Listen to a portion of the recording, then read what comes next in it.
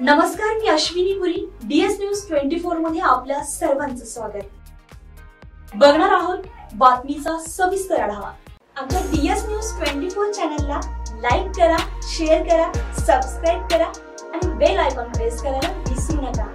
संसारामधलं भांडी राहिली नाही, भांडी कुंडी राहिली नाही, कपडे राहिले नाही, झोपायचे कपडे राहिले नाही, अंगावरचे वस्त्र राहिलेले नाहीये, किराणा आहे, उद्या चहा कसा करायचा ही पंचायत आहे.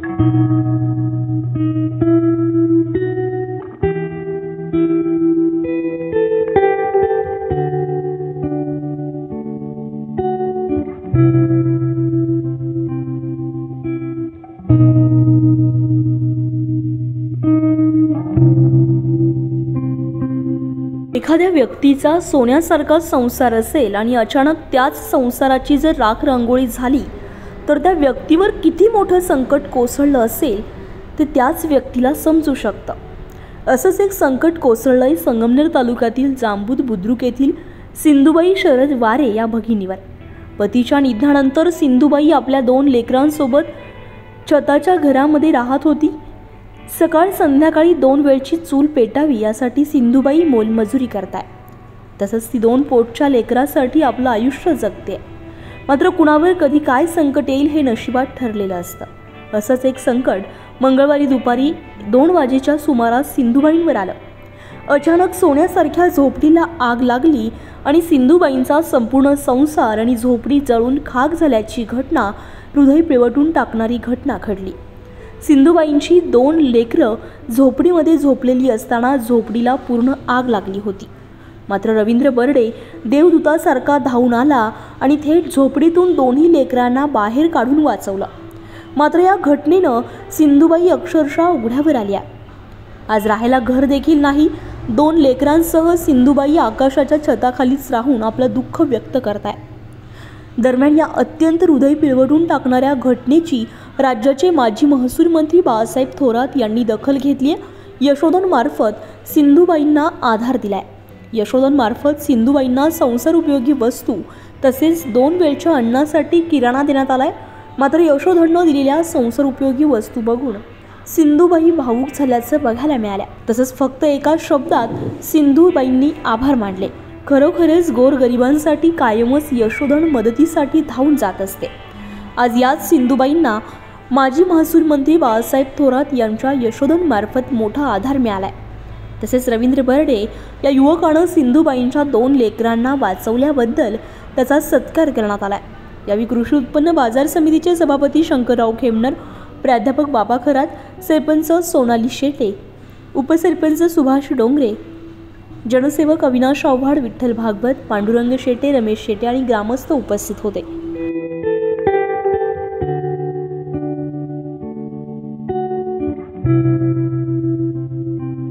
ही घटना 26/11/2024 रोजी दुपारी घडली आणि या गावचे माजी सरपंच श्रीयुत उत्तम पाटील बुरके यांनी मला फोन केला की असं जांबूद बुद्रुक येथे एक आदिवासी महिलेचं घर या ठिकाणी जळून खाक झालेलं आहे. तर मी तो फोन ठेवल्यानंतर लगेच या ठिकाणी आलो आणि त्या ठिकाणी तोपर्यंत पूर्ण घर जळालेलं होतं. परंतु या ठिकाणी त्या महिलेच्या जे 2 मुलं होते ते येथीलच रवींद्र बर्डे यांनी ती दोन्ही मुलं वाचवली. निश्चितपणे प्रथमतः मी या परिसराच्या वतीनं रवींद्र बर्डे याचं अभिनंदन करतो की त्यांनी 2 मुलांना या ठिकाणी जीवदान दिलं.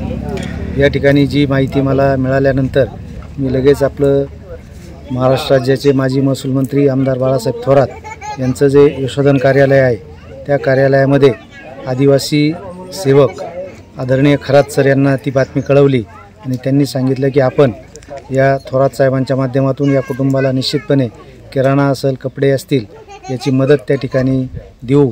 आणि त्याप्रमाणे आज ही मदत आमदार बाळासाहेब थोरात यांच्या माध्यमातून या कुटुंबाला ही मदत मिळालेली आहे. तसंच मी या ठिकाणी आल्यानंतर आपल्या संगमनेर तालुक्याचे तहसीलदार माननीय मांजरे साहेब यांना फोन केला आणि त्यांनीसुद्धा आश्वासित केलं की निश्चितपणे शासनाकडून या कुटुंबाला जास्तीत जास्त मदत कशी करता येईल ती मदत करण्याचा प्रयत्न करू. तसंच या ठिकाणी जांबूद ग्रामपंचायतचे सरपंचताई आणि उपसरपंच यांनासुद्धा मी सांगितलं की आपल्या ग्रामपंचायतच्या मार्फत या ठिकाणी शबरी जी योजना आहे घरकुलाची, त्या शबरी आवास योजनेमधून या कुटुंबाला घरकुल कसं मिळवून देता येईल तो प्रयत्न आपण त्या ठिकाणी करावा अशी सुद्धा मी या ग्रामपंचायतला विनंती केलेली आहे. तसंच आधार फाउंडेशननी सुद्धा काल मला फोन केला आणि त्यांचे जे अध्यक्ष आहेत मदने सर त्यांनी सुद्धा या कुटुंबाला अतिशय भरीव मदत या ठिकाणी केलेली आहे.